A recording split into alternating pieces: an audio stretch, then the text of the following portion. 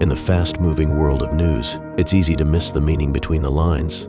That's where we come in. Each episode, we take real headlines from Newsline Philippines and let AI break them down. Not just the what, but the why it matters.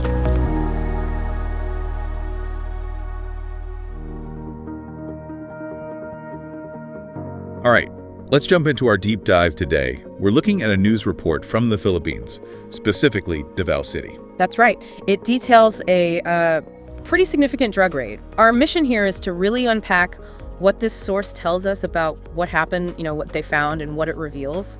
Okay, so the core event, a raid on June 8th, pre-dawn, right? Yeah, pre-dawn. In Davao City, specifically a place called Emily Holmes Subdivision. That's in Barangay Cabentian. And who carried this out?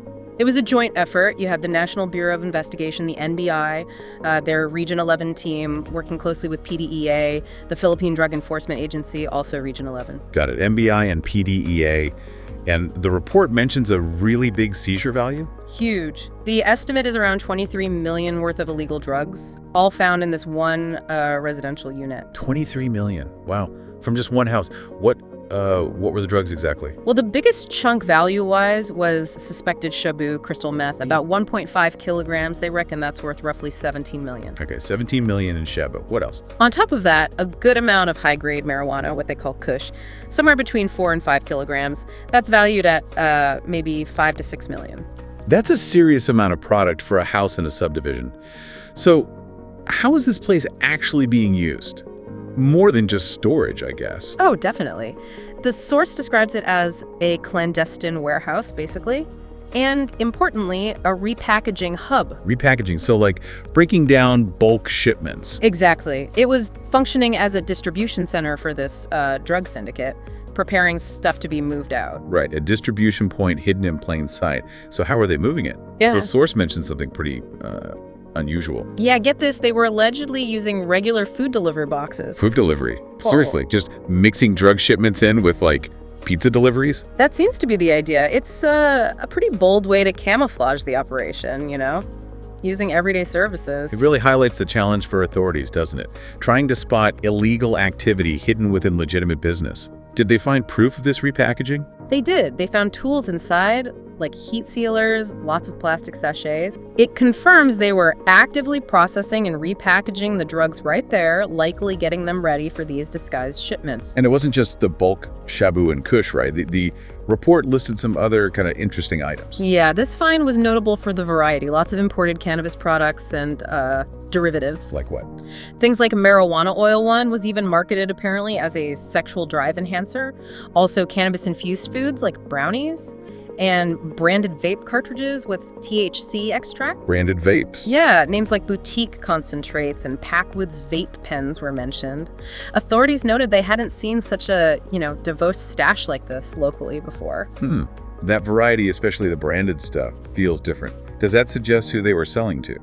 Well, it strongly suggests a more high-end clientele, maybe. People looking for specific, possibly imported cannabis products beyond just the raw forms. It sort of points to a more sophisticated, layered market. Okay, so this operation was pretty slick. Hiding in a house, using delivery boxes. How did the NBI and PDEA even get onto them?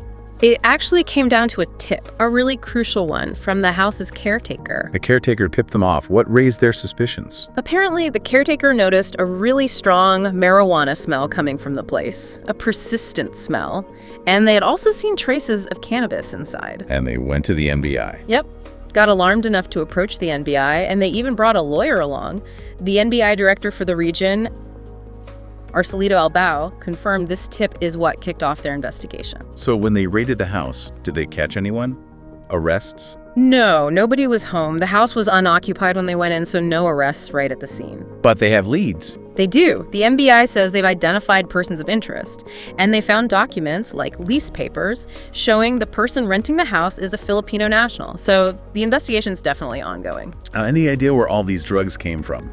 Especially the bulk stuff. The thinking, based on similar past seizures, is that most of it probably came from outside Mindanao, possibly shipped down from Luzon.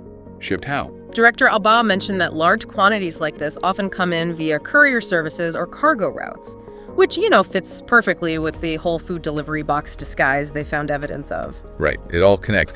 So the items are seized, investigation underway, charges are coming under the Dangerous Drugs Act.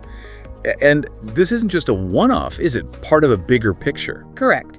The report mentions that some other members of the same network are actually picked up in earlier operations. So this raid is another hit against a larger group they're trying to dismantle. Okay, so let's leave our listeners with this. When you hear about a syndicate allegedly using something as common as food delivery boxes operating a major repackaging hub inside a quiet residential house, what does that tell you about the sheer creativity involved and the evolving challenges authorities face trying to find illegal stuff that's basically hidden right out in the open? Makes you wonder what else is moving around unnoticed.